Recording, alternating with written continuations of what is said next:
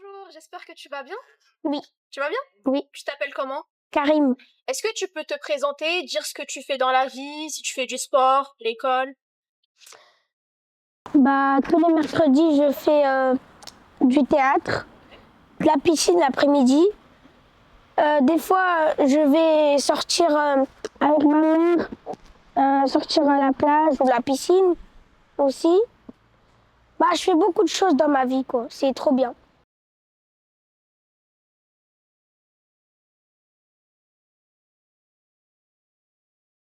Par exemple, la liberté, tu as le droit de filmer toi-même dans une vidéo TikTok ou YouTube.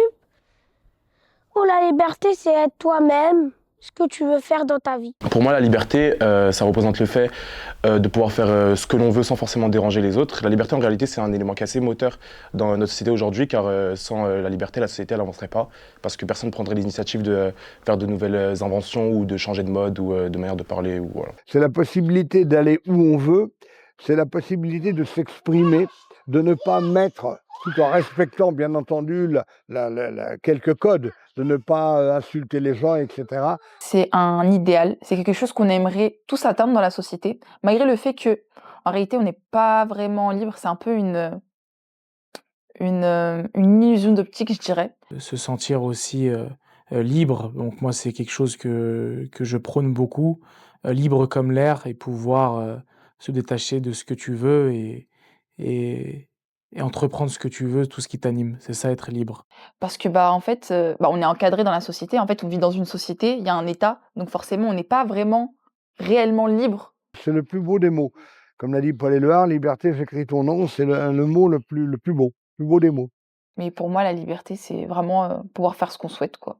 S'exprimer comme on veut, sur les causes qui nous tiennent à cœur. Par exemple, typiquement, moi, c'est l'égalité des chances, parce que c'est un truc hyper important pour moi. Et c'est pouvoir s'exprimer, faire des choses pour que ça puisse changer. Et voilà. Être libre de ses pensées.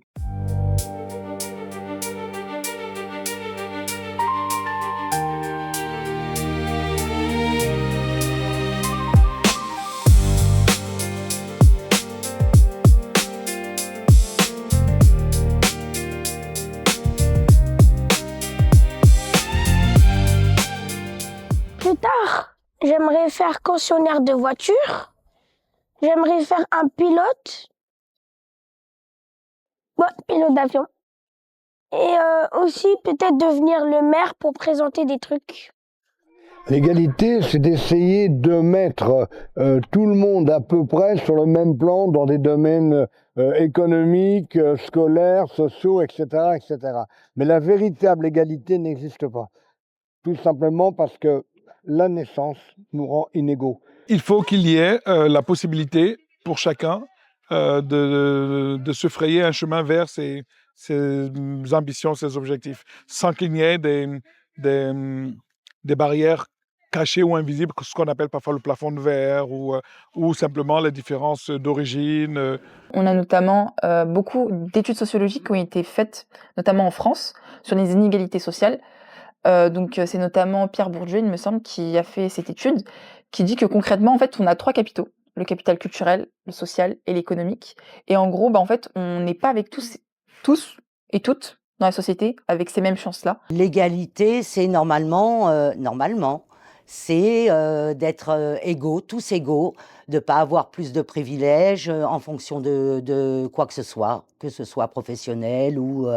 voilà, c'est de vivre pareil, d'avoir les mêmes droits, d'avoir les mêmes avantages. Il y a beaucoup de discrimination. Par exemple, t'entends, les Maghrébins, ce sont des voleurs, ou les Antillais, ce sont des trompeurs. Et par rapport à ça, ça nous met des bateaux dans les roues.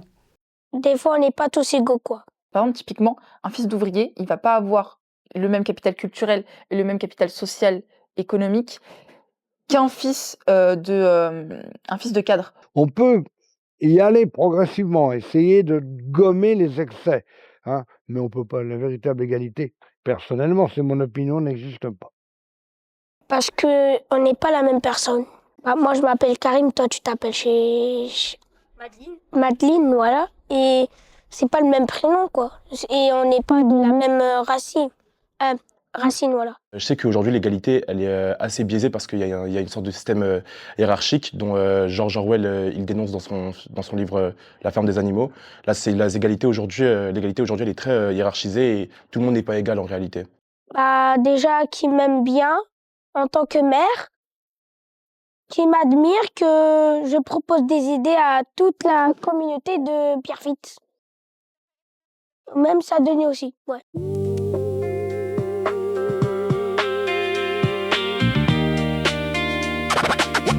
Au-delà des murs. Fraternité. C'est d'aimer quelqu'un comme son frère, quoi. La fraternité, c'est un mot magnifique aussi. Ça, par contre, on peut la développer. La fraternité, c'est très puissant, c'est l'amour des siens, pouvoir aimer pour l'autre ce que tu aimerais pour toi, tout en gardant toujours ses principes et ses valeurs. C'est ce qu'on appelle une fiction juridique. Et c'est une fiction parce qu'on se veut frère, mais dans la réalité, on ne l'est pas. Et donc, la fraternité, pour moi, ça ne veut rien dire. Parce que même entre frères, on ne se témoigne pas toujours de la considération. Donc, ce qui me paraît plus important, c'est le respect mutuel ou la considération. Comme nous, par exemple, on a grandi dans des quartiers, à l'époque, c'était multiculturel.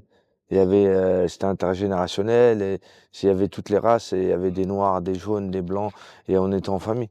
On ouvrait les portes, on s'échangeait des plats et tout ça.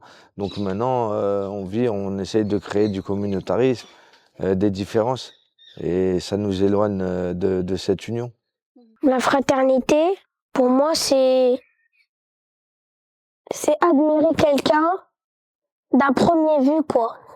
La fraternité, c'est d'être ensemble, d'être soudés, de pouvoir aider son prochain s'il y a une difficulté et de pouvoir être solidaires les uns avec les autres. Genre, je vais le voir, je vais lui dire « Est-ce que je peux être ami avec toi ?» Il va me dire oui ou non. C'est son droit, quoi. S'il me dit oui, par contre, je peux le considérer comme un ami à la fin. Genre, je lui dis « Je m'amuse trop avec toi, t'es mon meilleur ami, ou même mon meilleur frère, si tu veux. » Vous avez chez les hommes, chez les enfants, les adolescents, des personnes qui, adolescentes et adolescents, hein, des personnes qui ont beaucoup d'affection les uns pour les autres, qui ont envie de partager beaucoup, de vivre ensemble. Et en général, ça permet, comment dirais-je, de mieux supporter les épreuves que de toute façon la vie réserve. La semaine dernière, je travaillais en animation. Quand un enfant n'a pas son goûter, on fait en sorte de partager tous ensemble. Et je trouve que en fait, ça renforce les liens. Et c'est ce qui nous permet de pouvoir évoluer en société. D'abord, il y a une définition que vous connaissez peut-être des mots croisés. On dit plus qu'un frère en 3 lettres, un ami. Voilà.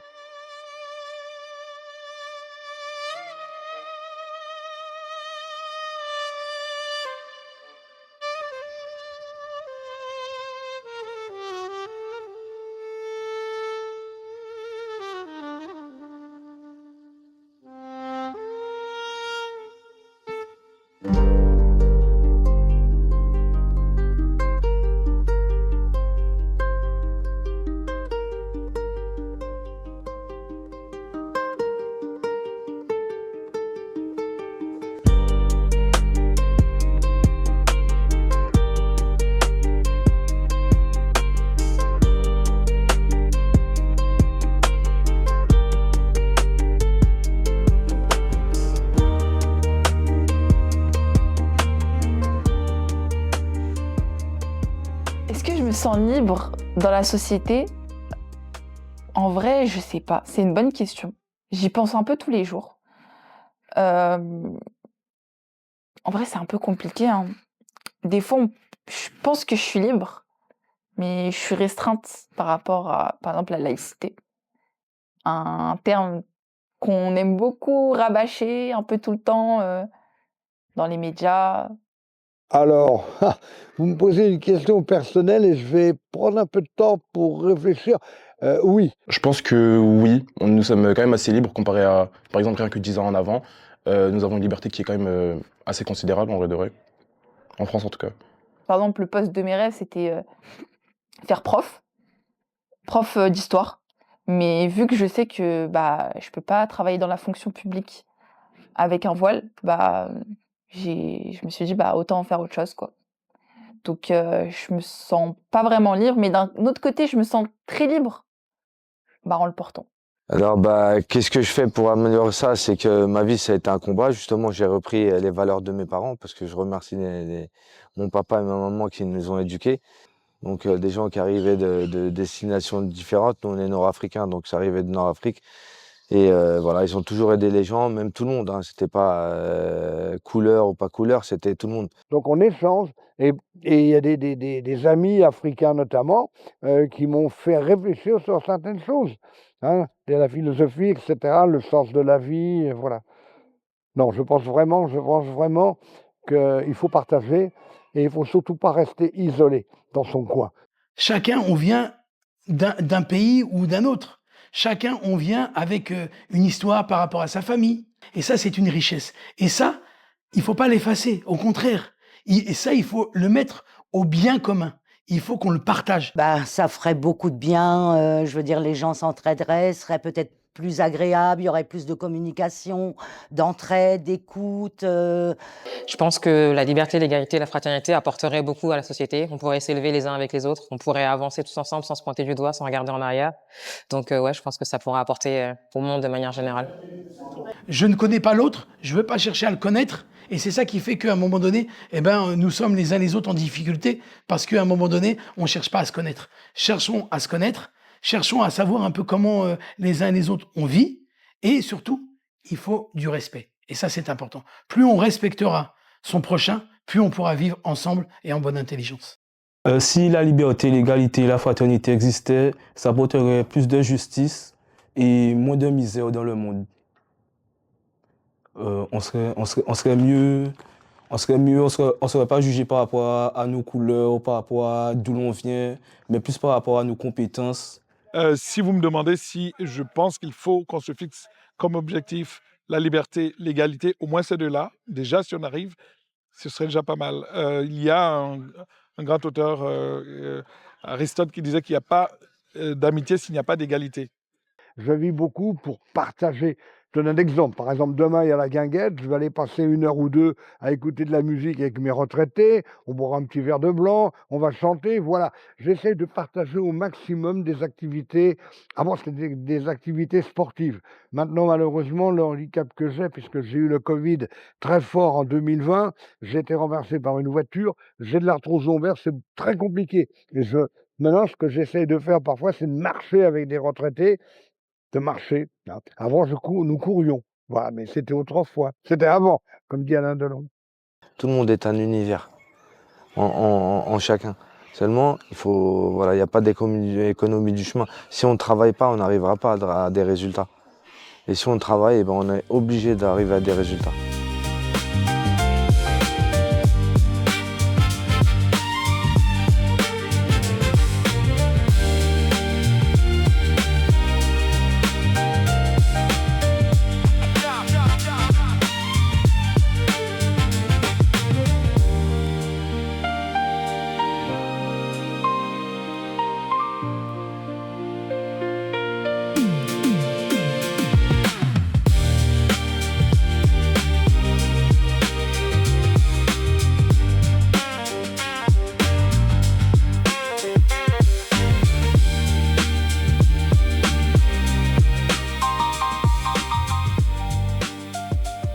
Quand je serai mère, j'aimerais leur dire, vous voulez que je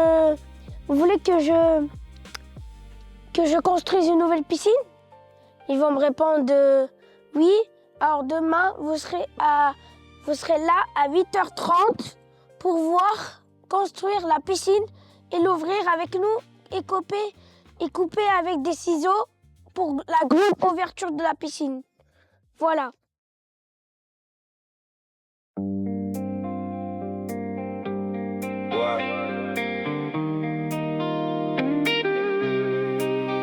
À l'ombre des basiliques,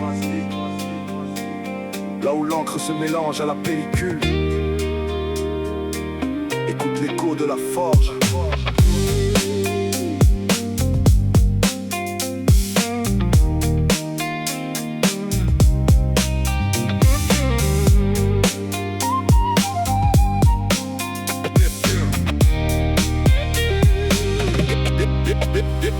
L'encre de nos vies coule sur un parchemin de bitume. Les JT forgent nos chaînes à de grands coups d'enclume. Ils décrivent une cité fantôme, un décor fait de cendres, mais ignorent le feu sacré qui couve sous le scaphandre. Ici reposent les rois, mais la noblesse marche dans la rue. Dans l'œil de ces jeunes que la République a perdu de vue. Ils ont bâti des murs de silence pour nous isoler du reste. Mais la rage est une muse quand la bande nous teste. On manie la caméra comme les anciens maniaient le sabre, tranchant le voile des mensonges, évitant l'angle macabre. On refuse le sort funeste qui grave sur nos murs. La relève à fin d'image, le regard est froid et pur.